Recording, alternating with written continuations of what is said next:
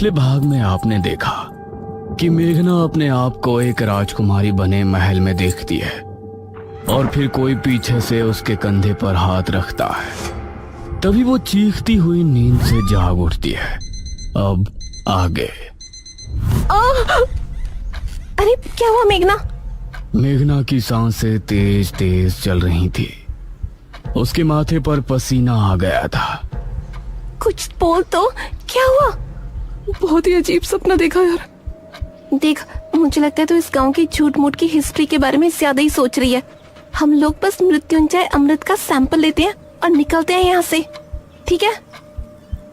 इस पर मेघना ने हल्के से हाँ में सर हिलाया। लेकिन सच कहा जाए तो असल में वो अपने साथ हो रही और इस गांव में घट रही हर एक घटना का रहस्य जानना चाहती थी। सुबह सुबह चीखना चिल्लाना बंद करो और दोनों हाथ मुंह धोकर नाश्ते के लिए आ जाओ। ये कहकर ठकुराइन वहां से चली गई। ये औरत बहुत ही खड़ूस है। एक बार हमारा काम हो जाए, इस गांव को मुड़कर भी नहीं देखना मुझे। ये दोनों फ्रेश होकर नाश्ता करने पहुंचे तो अनुज ने उठकर मेघना के लिए चेयर पुल अप की। आओ मेघना, बैठो। ये देखकर ठकुराइन ने मुंह बना लिया और इन सभी ने मिलकर नाश्ता किया। अनुज बेटा, तुम जल्दी से हमारे साथ चलो, हमें तांत्रिक महाराज को लेने के लिए जाना है। ठीक है पिताजी। ये कहकर मुखिया ने इशिता और मेघना की तरफ देखा। बच्चियों, तुम दोनों बाहर नहीं जाना, ठीक है? हो सके तो ठकुराइन का काम में हाथ बटा देना। जी अंकल, आप फिक्र मत कीजिए, हम घर में ही रहेंगे। अनुज और मुखिया गांव के लोगों से विदा लेकर तांत्रिक महाराज को लेने श्रेणी के लिए निकल गए। इस तरफ मेघना गहरी सोच में डूबी थी। ये कहानी सिर्फ मृत्युंजय अमृत से शुरू हुई थी, लेकिन उसके बाद वो महल, अपने आप को राजकुमारी के रूप में देखना और ये निशिर मोलो, ऐसा लगता है इस गांव का हर एक रहस्य मुझसे जुड़ा है। क्या मुझे राजमहल में जाना चाहिए? करीब 6 घंटे के सफर के बाद मुखिया और अनुज तांत्रिक महाराज के आश्रम पहुंचे, जहां उनका एक शिष्य बैठा हुआ था। प्रणाम। जी प्रणाम। तांत्रिक महाराज कहाँ है? अभी कुछ देर पहले आते तो उनसे भेंट हो जाती। महाराज अभी कुछ क्षण पहले ही बेरमपुर गांव के लिए निकल गए थे। यह सुनकर मुखिया और अनुज हैरान रह गए। हमारे गांव? हम तो महाराज को लेने के लिए आए थे। हमारे आने से पहले ही वो कैसे निकल गए? उन्हें किसने सूचना दी कि हमें उनकी जरूरत है? बाबा का अपने हर एक शिष्य से गहरा संबंध है। उनको दूर बैठे ही उनके बारे में सब कुछ पता चल जाता है। धन्य हो तांत्रिक महाराज। इसका मतलब है कि उनको पहले ही आभास हो गया था कि छोटे तांत्रिक की मृत्यु हो गई है, इसीलिए वो हमारे गांव के लिए निकल गए। पिताजी, अब हमें भी चलना चाहिए। तांत्रिक महाराज तो हमसे पहले गांव पहुंच जाएंगे। हाँ बेटा, चलो। धन्यवाद। अनुज और मुखिया उसी समय वापस गांव आने के लिए निकल गए। इसी तरह दोनों का सफर में ही दिन गुजर गया। इस तरफ शाम होने पर गांव में डर का माहौल छा गया। सभी लोग चौक पर जमा हुए गांव के मुख्य द्वार की तरफ ही देख रहे थे। हे भगवान, मुखिया जी कहाँ रह गए? रात हो गई है, कहीं निशिर मोलो ना आ जाए। इसी तरह से 7 बजे का घंटा बजा और मौसम फिर से बदल गया। सभी ये देखकर डर गए। मेघना, इशिता और ठकुराइन भी सभी के साथ वहां खड़ी थी। तभी उन्होंने मुख्य द्वार से किसी के कदमों की आहट सुनी और धीरे धीरे आंख से साफ हुआ तो सामने से तांत्रिक महाराज आते हुए नजर आए। अरे, ये तो तांत्रिक महाराज हैं। उन्हें देखकर सभी लोग खुश हो गए। तांत्रिक महाराज की जय हो! तांत्रिक महाराज की जय हो! सभी ने तांत्रिक महाराज के आगे हाथ जोड़कर नमन किया। तांत्रिक महाराज, ये और मेरा बेटा अनुज कहाँ है? वही आपको लेने के लिए गए थे ना? ठकुराइन, हमारे शिष्य की मृत्यु की सूचना हमें रात ही मिल गई थी, इसलिए हम स्वयं ही यहाँ आने के लिए निकल गए थे। उनसे हमारी भेंट नहीं हुई। हे भगवान, तो ये कहाँ रह गए? अब हम आ गए हैं। आप लोगों को डरने की जरूरत नहीं है। मुखिया और अनुज भी वापस आ ही जाएंगे। महाराज, आप जो भी करना है आप ही को करना है। जब तक ये और अनुज नहीं आ जाते आप हमारे घर चलकर आराम कर लें। ठकुराइन, हम तांत्रिक होकर बड़ी हवेली में नहीं रह सकते। आप लोग पुराने किले में हमारे ठहरने का प्रबंध कर दें। जैसा आप कहें महाराज। ये कहकर ठकुराइन ने गांव के लोगों से कहा, आप सभी मिलकर पुराने किले की अच्छी से सफाई कर दें और वहाँ रोशनी का भी अच्छा इंतजाम कर दें। ये सुनकर गांव के कुछ आदमी किले की तरफ निकल गए। बाबा वहीं चौक पर बैठे रहे।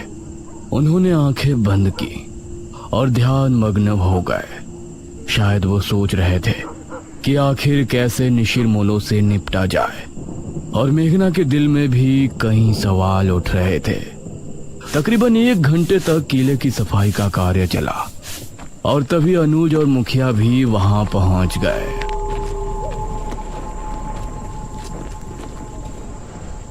शुक्र है आप आ गए जी। प्रणाम तांत्रिक महाराज। मुखिया की आवाज सुनकर तांत्रिक महाराज ने आंखें खोली। तभी गांव के आदमी भी वहां पहुंच गए। किले की सफाई हो चुकी है ठकुराइन, अब तांत्रिक महाराज वहां ठहर सकते हैं। आप सभी हमारे साथ किले में चलिए। निशिरमोलो इतने सालों बाद कैसे वापस जाग उठे, ये जानने से पहले हम सभी को निशिरमोलो की पूर्ण कहानी को दोहराने की जरूरत पड़ेगी। अब सभी लोग मिलकर किले में पहुंचे। तांत्रिक महाराज एक ऊंचे टीले पर बैठे थे। किले में हर तरफ कहीं दीपक और दीवारों पर मशालें लगी थी जो वहां रोशनी उत्पन्न कर रही थी। मेघना अब तांत्रिक महाराज को बड़े गौर से देख रही थी, क्योंकि निशिरमोलो के बारे में जानने की उसकी उत्सुकता भी बढ़ रही थी। ये बात सन 1626 की है। उस समय हमारे नगर में महाराज विश्वजीत का शासन था। विश्वजीत की रानी का देहांत हो गया था और उनकी एक राजकुमारी थी, राजकुमारी मेघालय। महाराज, नगर में फैली महामारी अब और बढ़ चुकी है। अब इससे नहीं निपटा गया तो राज्य पूरी तरह से बर्बाद हो जाएगा। इस महामारी से निपटने का बंदोबस्त हम अवश्य करेंगे मंत्री जी। उसी समय एक आदमी वहां पहुंचा। महाराज की जय हो। जी, कौन है आप? महाराज, हम आपके पड़ोसी राज्य बल्लभगढ़ के राजा इंद्रसेन के दूत हैं। उन्होंने आपको शीघ्र ही मिलने बुलाया है। उनका कहना है कि आपके राज्य पर जो संकट आया है उससे निपटने में वो आपकी सहायता करना चाहते हैं। पिताश्री, हमें नहीं लगता कि वो हमारी इस महामारी से निपटने में कोई सहायता कर सकते हैं। हमें स्वयं ही कुछ करना पड़ेगा। समस्या गंभीर है राजकुमारी, हमें एक बार अवश्य ही उनसे मिलना चाहिए। हम आज रात ही उनके राज्य के लिए निकलते हैं। ठीक है पिताश्री, इस महामारी का जो भी हल निकले आप शीघ्र ही वापस आने की कोशिश करें, क्योंकि अगर आप इस बीमारी का इलाज नहीं ढूंढ पाए तो हमें ही कुछ करना होगा। अवश्य राजकुमारी। महाराज अपने रथ में बैठ बल्लभगढ़ के लिए निकल गए। रथ में उनके साथ सेनापति थे और 2 घोड़सवार सिपाही पीछे आ रहे थे। उनका रथ इस समय जंगल के रास्ते से गुजर रही थी। तभी अरे, ये क्या हुआ? रथ अचानक से रुककर टेढ़ा हो गया था। सेनापति जी, बाहर निकलिए। महाराज और सेनापति बाहर निकले तो देखा रथ का पहिया गड्ढे में फंसा है और चटक भी गया है। अरे, ये क्या हुआ?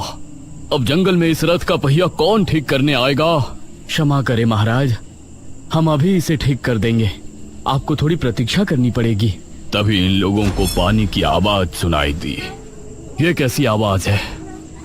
ऐसा लगता है जैसे कोई कुएं से पानी खींच रहा हो और यह आवाज कुएं के ऊपर लगी चरखी से आ रही हो। आइए देखते हैं। राजा और सेनापति उस दिशा में गए तो वहां उनको कुएं पर एक औरत पानी भरती नजर आई। उसके बाल बहुत लंबे थे, वो दिखने में बहुत ही खूबसूरत थी और वेशभूषा से आदिवासी लग रही थी। उसने जैसे ही महाराज और सेनापति से नजरें मिलाई तो उसका सौंदर्य देखकर ये दोनों ही सन्न रह गए।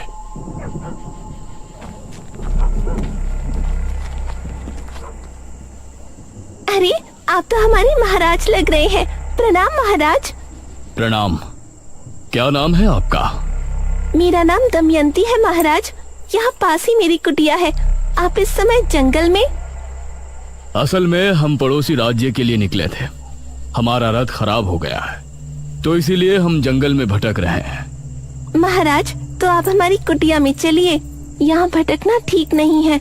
जब तक रथ ठीक नहीं हो जाता आप वहाँ रुक सकते हैं। ये दोनों दमयंती के साथ उसकी कुटिया में चले गए और फिर दमयंती ने दोनों को पीने के लिए पानी दिया। कितनी सुंदर है ये। अगर ये हमारी पत्नी बन जाए तो जीवन धन्य हो जाए। कितनी सुंदर स्त्री है। अगर ये हमारी पहली महारानी बन जाती तो कितना अच्छा होता। लेकिन हम एक महाराज होकर इसके सामने अपना प्रस्ताव रखें और इसने ठुकरा दिया तो इससे हमारा बहुत अपमान होगा। दमयंती दोनों को देखकर मुस्कुराने लगी। क्या हुआ दमयंती जी, आप इस तरह से क्यों मुस्कुरा रही हैं? दमयंती ने दोनों की तरफ देखा और बोली, अगर हम कहें कि हम आप दोनों के मन की बात सुन सकते हैं तो आपको कैसा लगेगा? ये आप क्या कह रही हैं? भला कोई किसी के मन की बात कैसे सुन सकता है? मैं सुन सकती हूँ महाराज। अभी सेनापति जी ने हमें अपनी धर्मपत्नी और आपने हमें अपनी महारानी बनाने के बारे में सोचा है। ये सुनकर सेनापति और महाराज दोनों ही हैरान रह गए। आप लोग घबराएं नहीं, मैं भी आप दोनों में से किसी एक की होना चाहती हूँ। ये सुनकर महाराज और सेनापति दोनों के चेहरे पर मुस्कान छलक आई। तो ठीक है दमयंती, अपना निर्णय सुनाए। इससे पहले ही सेनापति बोला, महाराज, अगर आप दमयंती को चाहते हैं तो हम आपके विरुद्ध नहीं जा सकते। ये सुनकर महाराज को बहुत अच्छा लगा और दमयंती भी मुस्कुराई। किंतु हम एक महारानी का जीवन नहीं जीना चाहते। हम आपकी धर्मपत्नी बनकर सिर्फ अपना पत्नी धर्म निभाना चाहते हैं। अगर आपको हमारा प्रस्ताव स्वीकार है तो आपको अभी इसी क्षण हमसे विवाह करना होगा। महाराज ने उसी समय अग्नि के साथ फेरे लेकर दमयंती से विवाह कर लिया। सुबह होने तक रथ भी ठीक हो गया था। महाराज ने दमयंती को भी अपने साथ लिया और फिर उस राज्य पहुंचे। राजा इंद्रसेन को हमारा नमन है। आइए महाराज, बैठिए। महाराज और इंद्रसेन में बातें हो रही थी, लेकिन इंद्रसेन भी दमयंती पर मोहित हो गया था। आज रात इस विश्वजीत को रास्ते से हटाकर हम दमयंती को अपना लेंगे और फिर कल ही इसके राज्य पर हमला बोलकर उसे भी अपने अधीन कर लेंगे। दमयंती उसको बड़ी गौर से देख रही थी और उसके चेहरे पर गुस्सा दिखने लगा था। क्या हुआ दमयंती? महाराज, राजा इंद्रसेन आपकी कोई मदद नहीं करना चाहते।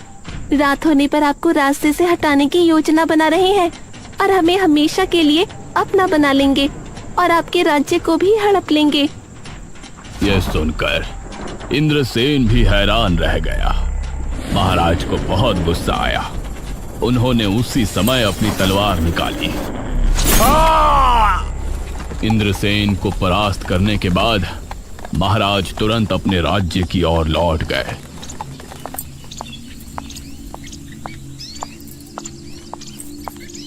राजकुमारी बहुत चिंता में थी। प्रणाम पिताश्री। क्या बताया इंद्रसेन ने? क्या उस महामारी का कोई हल निकला? इंद्रसेन ने हमें बहाने से वहां बुलाया था। वो हमें मारना चाहते थे। वो तो धन्य हो दमयंती का जो इन्होंने हमें बचा लिया। राजकुमारी को महाराज की बात जरा भी समझ में नहीं आई।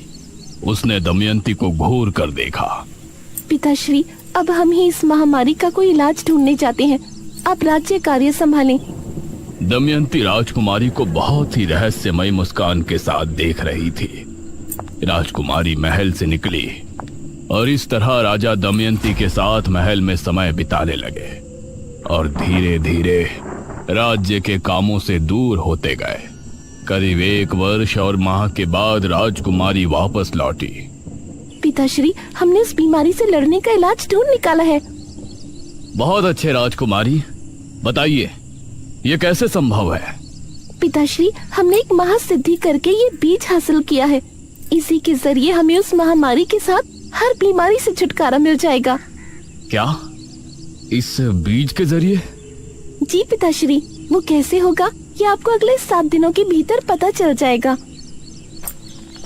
राजकुमारी ने उस बीज को अपने हाथों से जंगल में जाकर बो दिया और रोजाना अपने हाथों से उसे पानी देने जाती। महाराज को राज्य की कोई चिंता नहीं थी।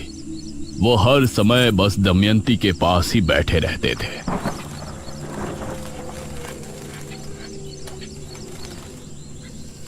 7 दिनों के बाद राजकुमारी महाराज, मंत्री और सेनापति को लेकर जंगल पहुंची। उन्होंने पाया कि पेड़ बहुत ही हरा भरा हो गया है और उससे हरे रंग का पदार्थ टपक रहा है। ये क्या चमत्कार है राजकुमारी? पिताश्री, ये मृत्युंजय अमृत है। इसकी 3 बूंद पीने से बड़े से बड़ा रोग दूर हो जाता है। हम इसके जरिए राज्य में फैली महामारी का खात्मा कर सकते हैं। वाह राजकुमारी, बहुत अच्छे। उसके बाद राजकुमारी ने अपने राज्य के सभी बीमार लोगों को वो मृत्युंजय अमृत देना शुरू किया और अगले 2 माह में वो महामारी राज्य से पूरी तरह से खत्म हो गई। राजकुमारी इससे खुश भी थी, लेकिन महाराज के दमयंती के करीब जाने और हर दम चिपके रहने से चिंता में भी थी। तभी एक दिन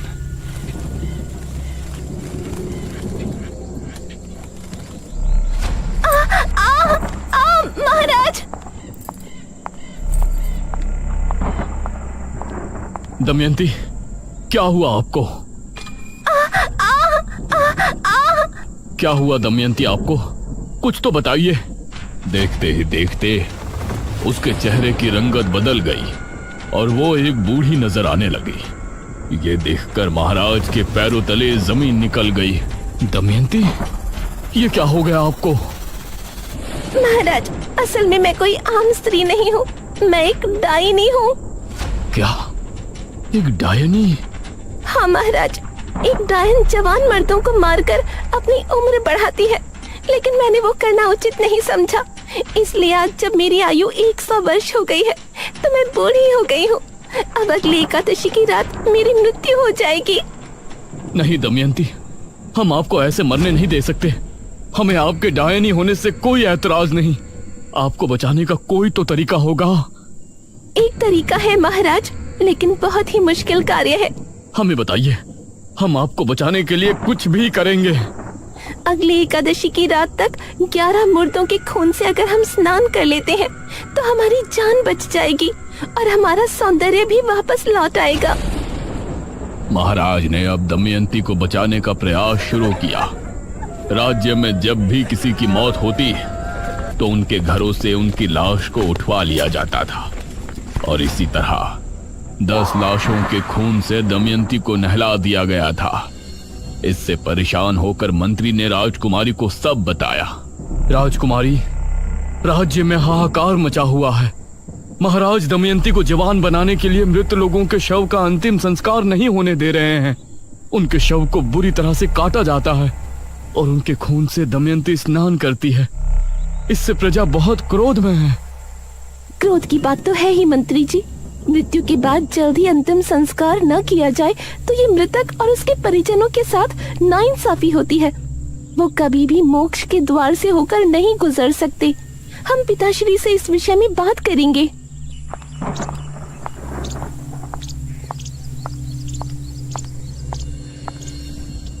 राजकुमारी ने महाराज से बात की, लेकिन उनके सर पर दमयंती को बचाने का भूत सवार था। जो लोग पहले ही मर चुके हैं उनके शव को किसी के जीवन के लिए इस्तेमाल करना गलत नहीं है राजकुमारी। गलत तब होता जब हम जिंदा लोगों की बलि देते। आप हमें रोकने की कोशिश ना करें। राजकुमारी महाराज के व्यवहार से बहुत चिंता में थी। वहीं गांव के लोग भी अब इससे छुटकारा चाहते थे। अरे बहुत हो गया, अब हम गांव के लोग महाराज का ये अत्याचार नहीं सहेंगे। हाँ, हमारे मृतकों को हक है कि उनका अंतिम संस्कार किया जाए। लेकिन हम लोग महाराज से कैसे लड़ेंगे? कैसे रोकेंगे उनके सिपाहियों को? एक उपाय है, जब भी गांव में किसी की मृत्यु होगी तो हम कोई भी शोक समारोह नहीं करेंगे। इससे महाराज के सिपाहियों को किसी भी मौत की खबर नहीं होगी।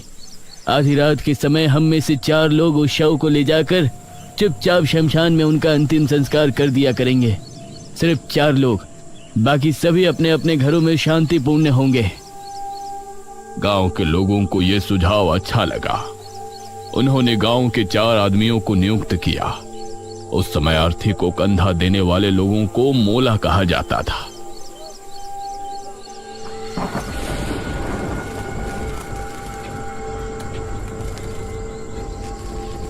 ये 4 लोग रात के समय निकला करते थे, इसीलिए इनका नाम निशिर मोलो रखा गया। अब जब भी कोई मृत्यु होती तो 4 कथई लिबास वाले आदमी निशिर मोलो बन के उस शव को कंधा देते और उसका चुपचाप अंतिम संस्कार करके वापस गांव को लौट आते। समझ नहीं आ रहा, पूरे 15 दिन हो गए, अभी तक किसी के घर कोई मृत्यु नहीं हुई है। ऐसा कैसे हो सकता है? अगले दिन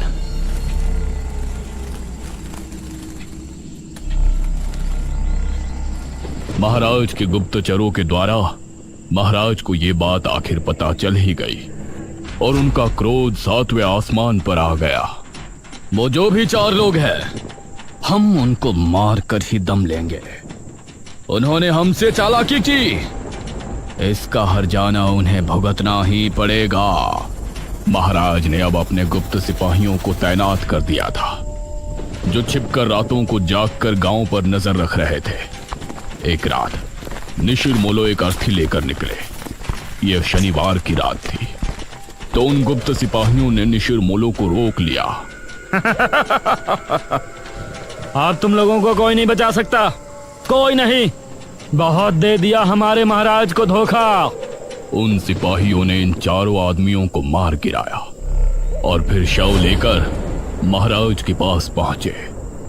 उस शव को दमयंती के कक्ष में पहुंचा दिया गया और सुबह होने पर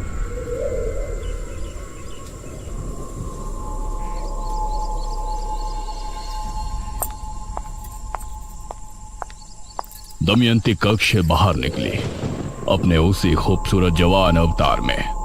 उसे देखकर महाराज ने उसे भरी सभा में गले लगा लिया। दमयंती की आंखों में एक रहस्यमयी चमक थी, जैसे कि वो कुछ छिपा रही है। लेकिन अब निशिर मोलो की आत्मा गांव में भटकने लगी थी। वो 4 आत्माएं अपने कंधे पर ताबूत उठाए हर शनिवार की रात गांव में भटकती थी। उस समय उन आत्माओं को जो भी दिखाई देता, वो समझती कि ये राजा के सिपाही है जो उनको रोकना चाहते हैं, इसीलिए वो उसको अपने साथ ले जाती। इतना कहकर तांत्रिक महाराज चुप हो गए। सभी गांव के लोग ये कहानी सुनकर हैरान थे और मेघना को तो जैसे अब अपने सपनों से जुड़ी कुछ बातें समझ में आने लगी थी। हे भगवान, मतलब जो निशिर मोलो आज हमारी जान के दुश्मन है, वो कभी हमारी रक्षा किया करते थे। हाँ, उनकी इसमें कोई गलती नहीं है। उनकी अकाल मृत्यु की वजह से वो ऐसा करते हैं। उनको नहीं पता कि उनकी मृत्यु हो चुकी है। वो तो अभी भी अपने काम को अंजाम देने की कोशिश कर रहे हैं। बाबा, आगे की कथा में क्या हुआ? वो राजकुमारी, महाराज और दमयंती? आगे क्या हुआ और निशिर मोलो को कैसे रोका गया और अब वो अचानक क्यों 400 साल बाद वापस आ गए हैं, ये कहानी जानने के लिए हमें बेरमपुर पुराण को पढ़ने की आवश्यकता है, जो कि 400 साल पहले की राजमहल के किसी गुप्त कक्ष में रखवाया गया था। बेरमपुर पुराण? अब इसका पता हमें कैसे चलेगा बाबा? वो बेरमपुर पुराण राजमहल में कहाँ है, ये जानने के लिए मुझे एक अनुष्ठान करना पड़ेगा, जो कि मैं इसी किले में बैठकर करूंगा। ध्यान रहे, उस समय सभी अपने अपने घरों में होंगे। कहीं ऐसा ना हो कि इस बार भी निशिर मोलो ये अनुष्ठान रोकने के इरादे से गांव में आए। निशिर मोलो कौन है ये तो हमने जान लिया है, लेकिन इन सब का मेघना से क्या संबंध है? निशिर मोलो उसके आने से कैसे जाग उठे? राजा के साथ क्या हुआ और दमयंती असल में क्या है? इन सभी सवालों के जवाब जानने के लिए हमारे साथ बने रहिए निशिर मोलो के अगले पार्ट में।